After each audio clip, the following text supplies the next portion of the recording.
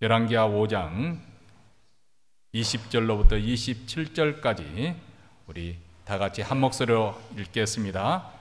하나님의 사람 엘리사의 사원 게하시가 스스로 이르되 내 주인이 이 아람 사람 나아만에게 면하여 주고 그 가지고 온 것을 그 손에서 받지 아니하였도다.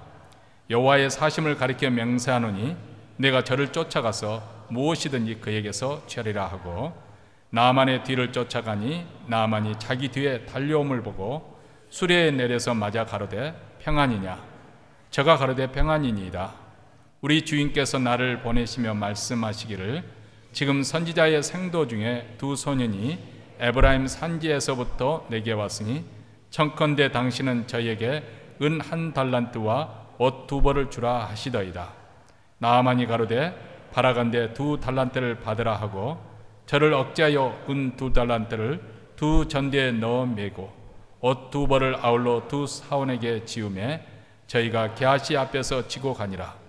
언덕에 이르러는 게하시가 그 물건을 두 사원의 손에서 취하여 집에 감추고 저희를 보내어 가게 한 후 들어가서 그 주인 앞에 서니 엘리사가 이르되 아하스야 내가 어디서 오느냐?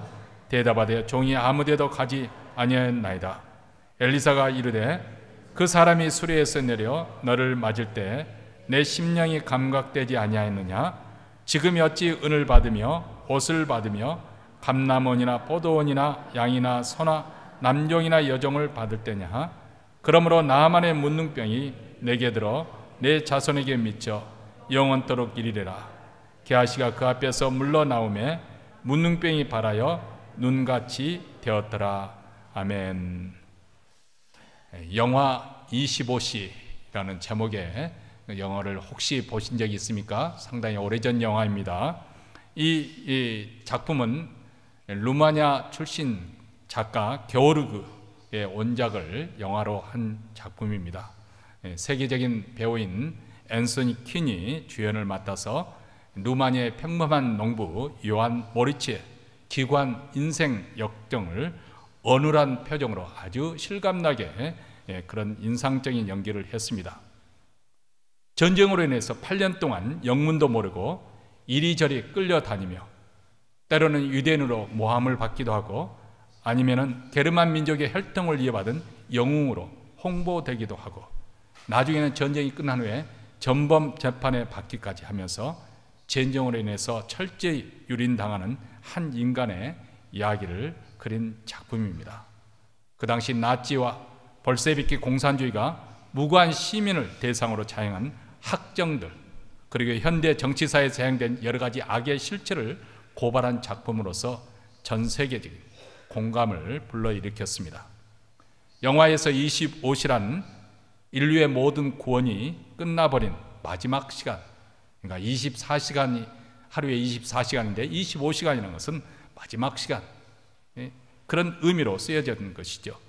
전쟁으로 얼룩진 서구 사회가 처한 그 당시 상황을 묘사하는 말로 회복할 수 없는 절망의 시간을 바로 25시는 상징합니다. 영적인 관점에서 보면은 우리가 지금 살고 있는 이 시대가 구원의 손길에서 점점 멀어져가는 25시를 지나고 있는 것이 아닌가 그런 생각이 듭니다. 겉으로 볼 때는 풍요 속에서 주체하기 어려운 듯이 보이지만은 그 풍요함 속에 그 풍요함의 그 그늘 속에 많은 사람들이 결핍으로 인한 고통을 당하고 있고 애로움과 불안과 절망을 경험하고 있습니다. 세상이 물질적인 풍요로 흥청거릴수록 사실 우리 마음속 시면 그만큼 어둠의 그림자가 짙게 드리우고 있고 사람들은 메시아의 구원에 점점 무관심하고 냉소적이고 눈에 보이는 물질세계가 전부인 양 그렇게 살아갑니다. 오늘 이런 유사한 그런 상황이 본문의 배경, 그 스토리 배경이 되고 있습니다. 이스라엘 역사를 우리가 잠깐 정리를 해보면 사울 왕이 이스라엘 초대 왕이 되지 않습니까? 사울 왕에 이어서 다윗 그리고 솔로몬, 이때는 이스라엘의 통일 왕국이 이렇게 이루어진 그런 시대입니다. 그리고 솔로몬의 아들 로보암 왕 때 이 로보암의 어리석음 때문에 왕국이 분열이 이루어집니다. 남쪽 유대 왕국과 북쪽 이스라엘 왕국으로 분열이 되어집니다. 근데 북쪽 이스라엘 왕국 역사에 가장 영적으로 도덕적으로 암흑의 시기가 있었는데, 그때는 바로 아합 왕이라는 아주 악한 왕이 치리하고 있었을 때입니다. 근데 참 세상은 아이러니컬한 것은 이스라엘 역사에서 가장 악한 왕조였던 그 오므리 왕조, 그 아들 아합이 이어진 그 북쪽 그 왕국 그 시기가 북쪽 이스라엘 왕국 그 역사상 가장 애교적으로 안정적이었고 경제적으로 흥청거리는 그런 때였습니다. 무역이 잘 되어서 경제적으로 번성했던 풍요의 시기, 가장 풍성한 그런 시절이었지만은 동시에 가장 암흑의 때였습니다. 정치적인 안정과 경제적인 번영은 이방 문화의 그 유입으로 말미암아서 여호와 하나님께 대한 그 신앙을 상실해 버리고, 그리고 바알과 아스타롯던 우상들을 섬기고 또 거짓 선지자들이 발흥하던 그런 시대입니다. 그래서 북쪽 이스라엘 백성들은 영적으로 심적으로 혼미에 빠졌고 분별력을 상실해서 하나님께 대한 순수한 신앙을 저버리고 말았습니다. 자, 이 사실은 정치적인 안정과 물질적인 번영의 그런 외적인 축복이 반드시 우리로 하여금 하나님을 향해서 열심을 갖게 하고, 그래서 영적인 부유함과 그것을 충만하게 누리는 그 일이 일치하지 않다는 사실을 보여주는 사례입니다. 우리가 열왕기 상하 그 말씀을 비춰보면은 아합 왕 때 이스라엘 백성들이 영적 상태가 어떠했던지, 도덕적인 실상이 어떠했는지 그것을 몇 가지로 요약을 해볼 수가 있습니다. 우선 첫째로 이방 종교의 유입으로 인해서, 특히 두로 왕 그 제사장의 딸인 이세벨의 그 적극적인 그런 이방 종교 유입으로 인해서 여호와 하나님께 대한 신앙이 약화되었죠. 크게 후퇴하게 됐고 종교적으로는 혼합, 이것저것 짬뽕시키는 그런 때입니다. 둘째는 거짓 선지자들이 발흥했습니다. 수적으로만 본다면 바알 종교의 선지자들이 여호와 하나님의 선지자들보다 훨씬 강한 세력이 되었던 것이죠. 그리고 이런 거짓 선지자들의 미혹 때문에 백성들이 넘어간 것이죠. 그들은 여호와 하나님, 그 하나님과 바알 사이에 머뭇거리는 그런 혼미에 빠져버리고 말았습니다. 그리고 그 당시 엘리야 당대의 모든 하나님의 종들을 죽여버리는 그런 악행을 그들은 더했던 것이죠. 심지어는 마지막 남은 선지자 엘리야마저 죽이려 했던 것입니다. 그리고 하나님을 멀리하고 율법을 저버린 결과 사회의 정의가 무너지고 말았습니다. 공의의 상실입니다. 그 중에 가장 대표적인 사건을 꼽으란다면 아합 왕이 그 악한 정권 아래서 그들이 가지고 있는 그 폭력적인 그 권력을 동원해서 무고한 나봇을 죽이고 그가 마음에 들어하는 포도원을 빼앗는 그 사건이 일어나지 않습니까? 이세벨이 남편이 그 아합 왕이 그 포도원을 빼앗고자 하는데 나봇이 팔지 않겠습니다 하니까 심투렁이 해가지고 벽을 향해서 들어놓으니까 이세벨이 왜 그렇습니까? 자초지종을 알고 난 다음에 왕이여 염려하지 마십시오. 제가 다 돌려놓겠습니다.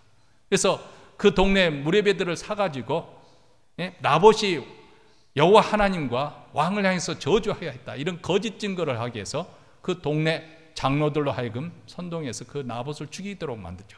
그렇게 해서 나봇 포도원을 빼앗습니다. 이것은 바로 그 당시 시대가 얼마나 어지러운 시대였는가, 그것을 단적으로 보여주는 것이죠. 그뿐만 아니죠. 이러한 제약을 대하여 하나님께서 내리신 재앙이 있었습니다. 그래서 바로 기근이, 아주 기근이 심하여서 곡동이 극심한 시기였습니다. 엘리야가 기도할 때 3년 반 동안 이스라엘 땅에 비가 오지 아니하여서 그로 인해서 기근으로 큰 고통을 당하고 있는 그런 때였습니다. 자, 이렇게 국가적으로 민족적으로 위기 가운데 있을 때 그럼에도 불구하고 희망의 등불이 꺼지지 않고 있었던 그 이유는 바로 그런 악의 근원인 그런 권력과 그의 비호를 받고 있던 거짓 그런 선지자들, 그리고 백성들의 그 영적인 무지에 대해서 대항하여 싸우고 있었던 아주 소수의 신실한 하나님의 사람들이 있었다는 것이죠. 바로 엘리야, 엘리사를 비롯한 선지자들과 그리고 그 선지자들의 성도들, 그리고 하나님의 선지자들 돕던 국내 대신 오바댜를 비롯해서 키웠던 그 문명의 7,000명의 남은 자들, 오늘 본문 말씀도 이러한 배경 아래에서 그 중에 하나였던 엘리사 선지자와 그를 수종되었던 후계자 게하시의 사이에서 일어났던 이야기입니다.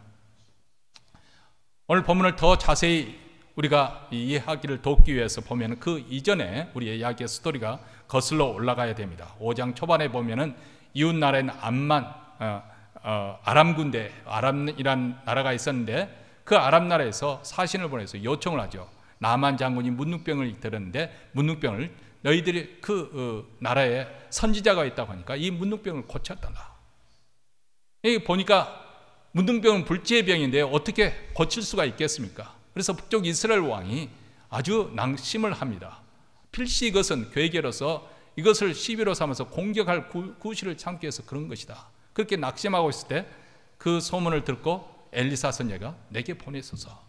나만 장군 일행이 엘리사 선지자를 그 집을 향해 가는데 버선발로 나와가지고 그를 영접하고 그리고 아주 좋은 자리에 앉혀서 그 위에 무릎을 꿇고 하늘을 벌려서 기도하고 그렇게 해줄 줄 알았는데 사신을 보내서 종을 보내서 요단강에 가서 7번 몸을 씻으라는 거죠.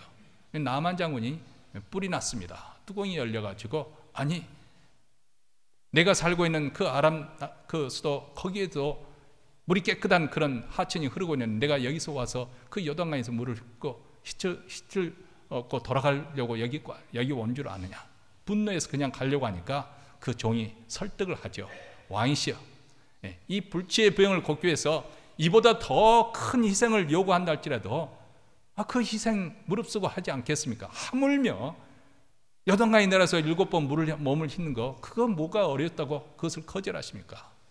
나만 장군이 깨달음이 와서 그래서 요단강에 가서 7번 몸을 씻으니까 어린아이의 살과 같이 그 피부가 깨끗해졌습니다. 너무너무 감사해서 그 보상을 하고자 하지만 엘리사 선지가 절대 그 사례를 받지를 않습니다. 그러면서 나하만이 이스라엘에 하나님이 살아계신 것과 또 하나님의 사람이 있다는 것을 알게 한 것, 그것으로 나는 족하다. 이렇게 하면서 절대로 나하만으로부터 살해를 받지를 않습니다.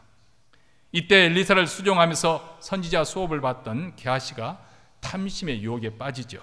그래서 은밀히 나하만 장군을 쫓아가서 엘리사에게 생도 2사람이 찾아오는데 그들에게 줘야 될 은 한 달란트와 옷 2개를 요청을 합니다.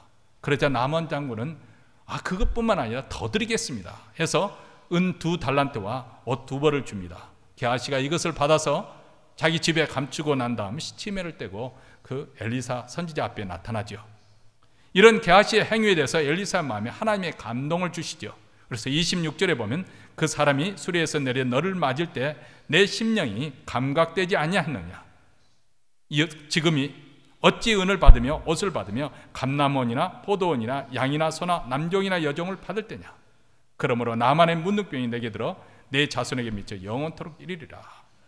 이렇게 엘리사의 말이 떨어지자마자 게하시 몸에 즉각 문둥병이 발하여 눈같이 되었다. 오늘 기사의 내용입니다. 게하시는 엘리사의 선지를 이어서 선지자로서 그 전통을 이어가야 될 사람인데 그만 탐심으로 말미암아서 문둥병이 걸렸을 뿐만 아니라 선지자에서 그 위치를 잃어버리고 말았습니다. 자, 오늘 본 말씀에서 우리가 주목해야 될 부분은 게하시의 그 탐욕과 실패뿐만 아니라 우리가 더 관심을 가려야 될 부분은 그 당대에 대한 선지자 엘리사의 그 영적인 시대적인 그런 인식과 안목, 그리고 선지자로서 하나님의 사람으로서 치열한 마음가짐을 우리가 눈여겨보아야 될 것입니다. 그의 비장한 시대인식은 지금이 어찌 은금을 받으며 또 사람들에게 포도원을 받으며 감람원을 받으며 남자 여자 종을 취할 때이냐. 이 말 속에 아주 강하게 나타나 있습니다.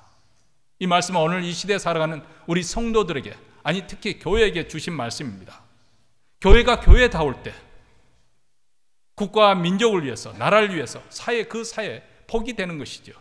근데 교회가 그 생명력을 상실해 버린다면, 그 본질을 놓치게 된다면 오히려 사회의 고통을 가중시키는 그런 결과를 가져오게 되어버립니다.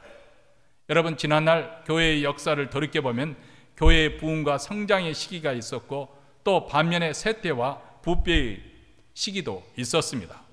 가령 예루살렘 초대교회는 날마다 성전에 모여 기도하면서 가난한 자를 서로 부족함이 없도록 서로 물질을 이렇게 서로 나누는, 유무상통하면서 사람들에게 칭찬을 많이 받았습니다.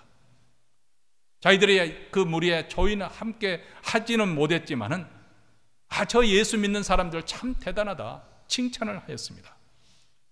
그들은 그 당시 종교 지도자들과 정치 지도자들을 핍박을 당하고 또 사람들로부터 배척을 당했지만은 그러나 그것으로는 굴복하지 아니하고 오히려 믿음으로 잘 이기며 극복했습니다. 그 후에 온 세상의 법, 하나님의 교회가 세워진 후에 그 교회들도 바로 선배 신앙인들의 그런 신앙 모범을 잘 따라갔습니다. 사도 바울이 디모데후서에서 이렇게 말씀합니다.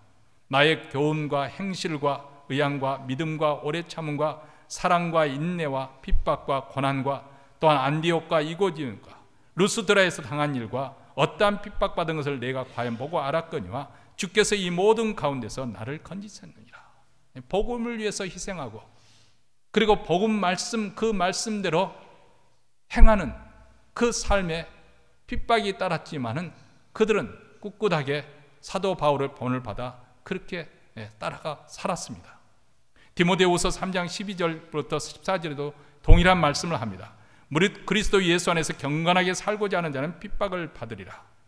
악한 사람들과 속이는 자들은 더욱 악하여져서 속이기도 하고 속기도 하나니 그러나 너는 배우고 확실한 일에 거하라. 이렇게 말씀합니다.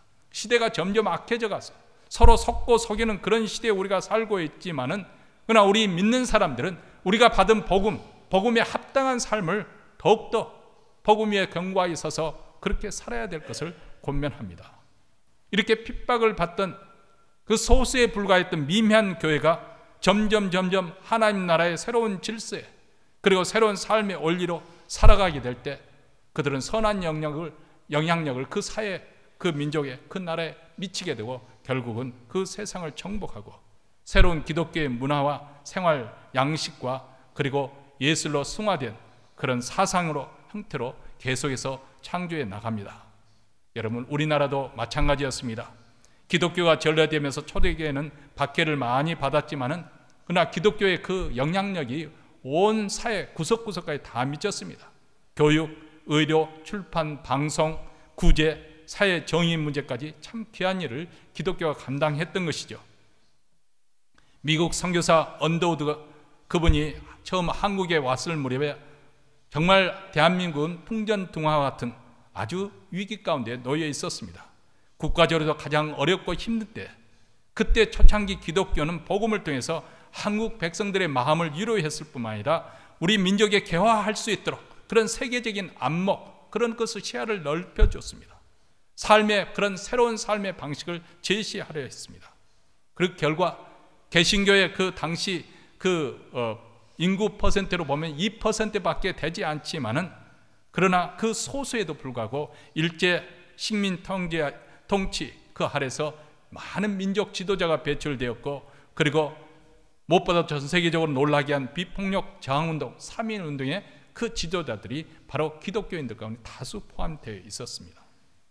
이렇게 민족의 아픔을 뿜고 민족의 근대화 계몽에 앞장서면서 민족으로부터 공신력을 얻게 되었고 심지어는 교회에 다니지 않는 사람들도 예배당을 건축한다 하면 헌금을 보내올 정도로 그렇게 신임을 얻었습니다. 당시에 예수 믿는다는 것은 바로 이 나라가 살아갈 길, 근대화를 이루는 것이고 신학문을 수용하는 것으로 그렇게 이해를 했습니다. 나라와 민족을 사랑하고 그리고 독립운동과 자유보전에 앞장서는 그런 애국운동으로 그렇게 받아들여졌습니다. 그래서 많은 젊은 사람들이 개신교를 받아들이고 교회에서 훈련을 받아서 그들이 민족 지도자가 되었던 것이죠. 즉 그 당시만 하더라도 기독교의 발전이 한국 근대화를 의미했습니다.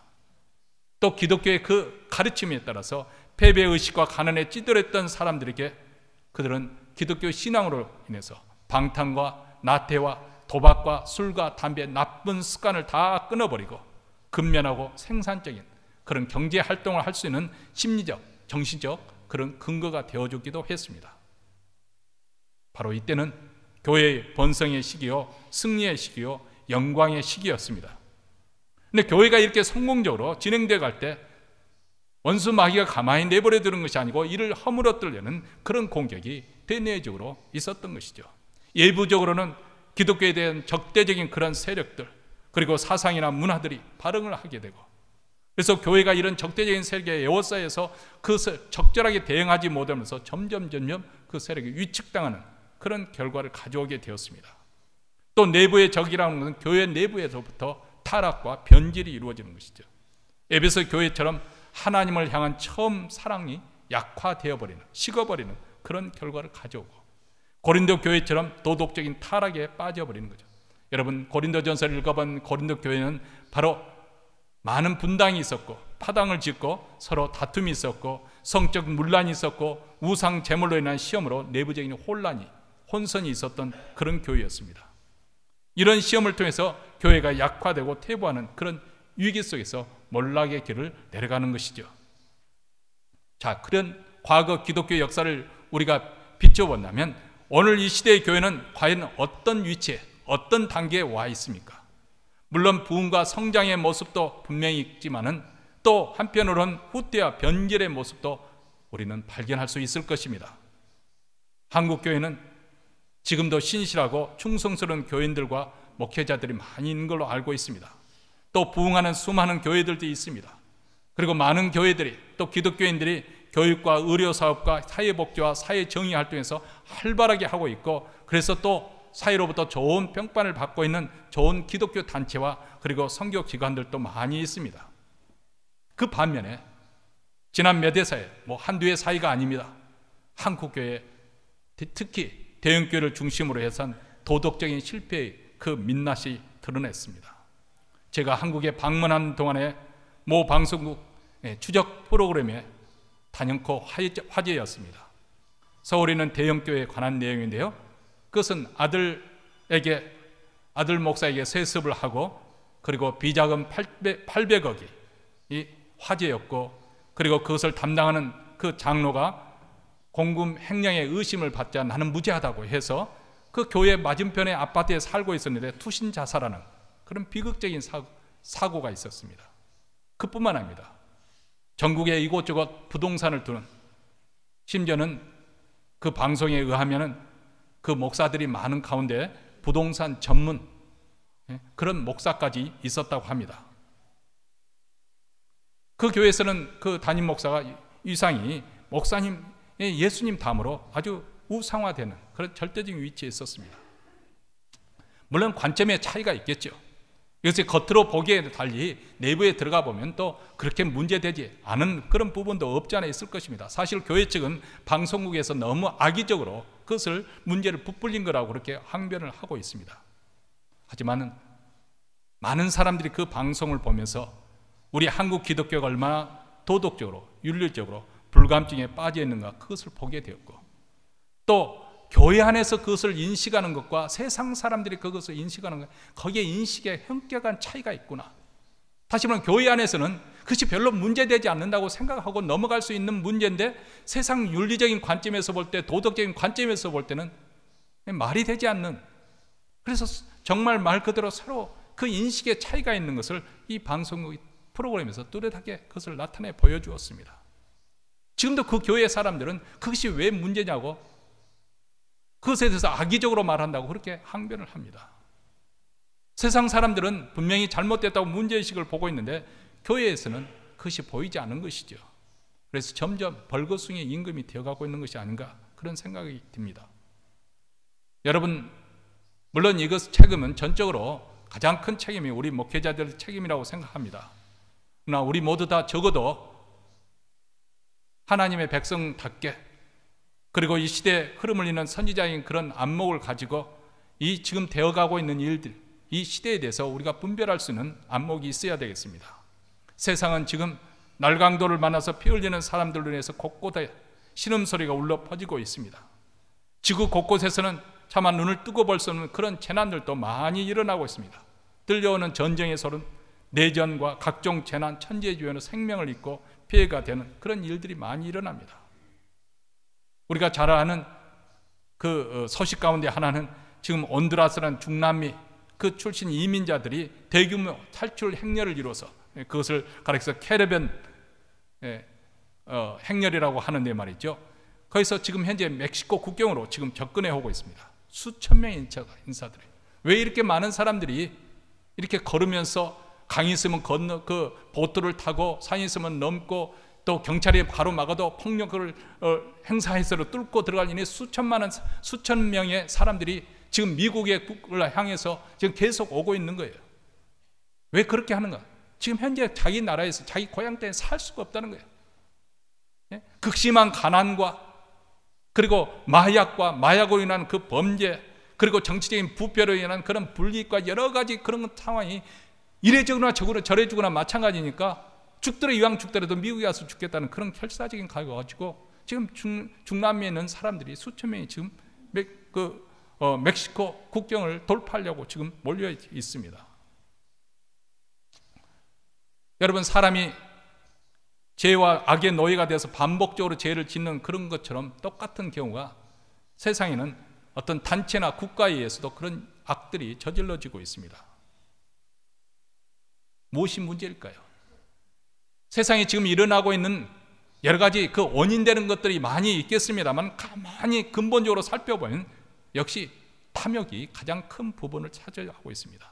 개인이나 단체나 국가나 민족 할 것 없이 탐욕에 눈이 멀어서, 눈이 멀면 사람을 사람으로 보지를 않는 거죠.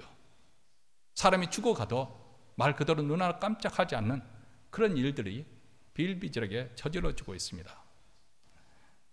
이미 은퇴하신 분이기는 하지만은 한국 사회에서 아주 알려지신 그런 존경받는 그런 목사님이 계셨습니다.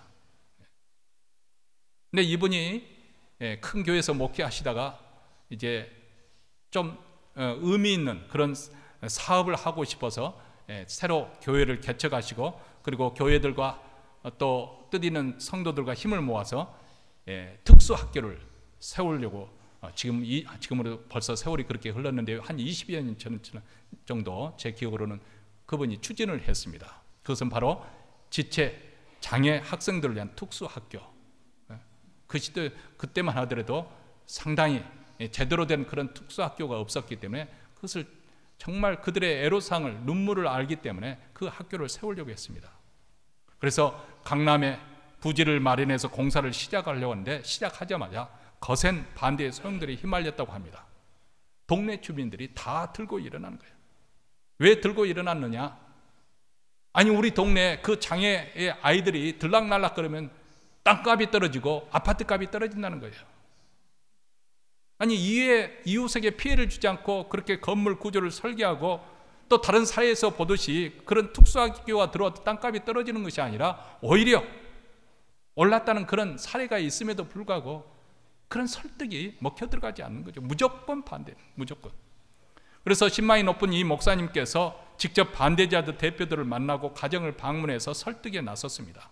이 특수학교가 얼마나 지체 장애 학생들에게 의미 있는 일이 될 것인가, 그 부모들에게 정말 한을 풀어내는 그런 중요한 일인, 가장 절실한 일인 것을 그렇게 설득을 했습니다. 근데 반대하는 대표들을 만나보니까 이 중에 많은 사람들이 강남의 유명한 대형교회 다니던 교인들이었고, 그 중에 태반이나 장로나 권사님들이었다는 것입니다. 이런 사업을 하게 되면 응당 기독교인들이 앞장서서 해야 될 거 아니겠습니까? 동네에서 반대하면은 그 사람들이 나서서 설득을 해야 될 거 아니겠어요? 우리 주님께서 낮은 곳에 내려가셔서 가난하고 소외된 자들 섬기고 아픈 자들을 치료하시는 그 일을 한다면 예수를 쫓는 제자들이라는 마땅히 그 일에 앞장서야 할 텐데, 그런데 자신의 부 지키기 위해서 막무가내로 반대하라 하는 것이죠. 과연 그들은 예수님을 쫓는 제자들일까요? 아니면 돈을 쫓는 우상 숭배자들일까요? 영적으로 캄캄한 세상에 빛을 비춰야 될 교회가 돈이 전부라는 이 세상 논리에 그만큼 물들어 버린 것이죠. 여러분, 이것은 남 이야기가 아닙니다. 바로 우리 자신의 이야기이기도 합니다. 이렇게 된 가장 근본적인 원인을 우리가 추적해 가보면 그것은 교회가 전하는 복음의 그 메시지에 문제가 있다는 것을 알게 될 것입니다. 그동안 교회는 변질된 복음을 전하고 있었던 것이죠. 복음의 본질은 예수를 구주로 믿고 하나님의 자녀가 되고 생명을 얻는 것입니다. 이보다 더 큰 축복은 없습니다. 예수 믿는 그 자체가 성공이고 축복입니다. 근데 이상하게도 교회는 그동안 축복을 받아야 된다고 그렇게 강조해 왔습니다. 그래서 예수 외에 또 다른 어떤 축복이 있는가? 그것을 받으려 하다 보니까 결국은 물질이 축복의 기준이 되거나 성공이 믿음의 기준이 되기도 합니다. 예수를 믿는 자의 복은 십자가를 통한 구원의 기쁨과 영원한 생명입니다. 그런데도 세속적인 가치관과 세상적인 기준의 성공 때문에 그들은 기독교의 생명, 하나님의 생명을 놓치고 신앙생활을 하였습니다. 받으면 더 받으려 하고 안 되면 축복을 달라고 기도합니다. 그러다 보니까 하늘의 것이 아닌 땅의 것을 추구하는 자들이 되었습니다. 세상의 축복이나 성공을 위해서 기도하다 보니까 그만 하나님의 나라, 그것을 잊어버리고 자기 자신만을 위한 극단적인 이기심만 남았습니다. 그래서 이 땅에는 신령한 교회, 순결한 교회, 그런 성도들로 채워지는 것이 아니라 탐욕스러운 교회와 그런 목회자와 교인들로 채워지고 있는 것입니다. 여러분, 우리는 시대를 분별해야겠습니다. 우리 주님께서 말씀하시기를 종말이 가까울 때 우리가 조심해야 될 것은 바로 술 취함과 방탕함과 생활의 염려라고 우리에게 경고를 하셨습니다. 시대를 분별하고, 그래서 우리의 마음이 둔해지지 않도록 조심하라겠습니다. 술 취하고 방탕하는 것은 나쁜 일입니다. 그것은 우리 그리스도인은 피하는 일입니다. 그러나 우리도 모르는 사이에 세상에 대한 염려 때문에 우리 마음이 점점 둔감해질 수 있다는 것입니다. 그래서 사도 바울도 로마서 13장에서 이렇게 말씀합니다. 또한 너희가 이 시기를 알거니와 자다가 깰 때가 벌써 되었으니 이는 이제 우리 구원이 처음 믿을 때보다 가까웠습니다. 밤이 깊고 낮이 가까웠으니 그러므로 우리가 어둠의 일을 벗고 빛의 갑옷을 입자, 이렇게 말씀을 하고 있습니다. 여러분, 이 시대 우리 성도들, 교회는 어떤 역사적인 사명을 가지고 있는 것인지 한번 우리 자신 스스로에게 질문을 던져보아야 되겠습니다. 우리는 과연 절망하는 사람들에게 용기를 주고 있는 것인지, 위로를 주고 있는 것인지, 소외받는 이들을 그들의 아픔을 함께하고 있는 것인지, 가난한 이웃과 고통받는 자에게 나눔과 섬김에 구체적으로 있는 것인지, 혹시 교회는 그리스도의 몸이라고 말하면서도 예수께서 행하셨던 그 일은 우리가 모면해버리고 예면을 하고 우리끼리 모여서 우리끼리만 안녕과 그리고 평안만 추구하고 있지는 않는 것인지, 과연 우리 교회 강도 만난 이웃의 그 고통하는 소리, 신음한 소리를 듣고 있는 것인지. 하나님께서는 아브라함에게 너는 복의 근원이 될지라고 축복하셨습니다.